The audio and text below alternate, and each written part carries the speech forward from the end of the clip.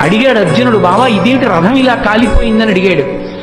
నాయనా ఇది ఎప్పుడో కాలిపోయింది. భీష్మ, ద్రోణ, కర్ణ మహావీరులు ప్రయోగించినటువంటి బాణ పరంపరలకి ఈ రథం కాలిపోయింది. నువ్వు కాలిపోతావని దీన్ని కాలిపోకుండా ఆపాను.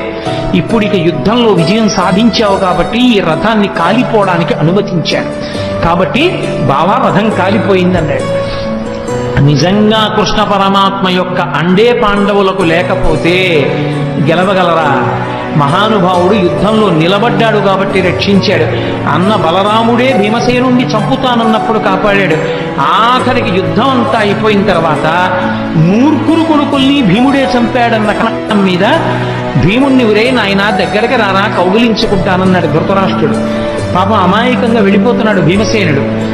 చెయ్యి పట్టుకుని వెనక్కి లాగి, బావా నీకు తెలియదు కాసేపు పక్కనుండని ఇనప భీముని యొక్క విగ్రహాన్ని చేయించాడు.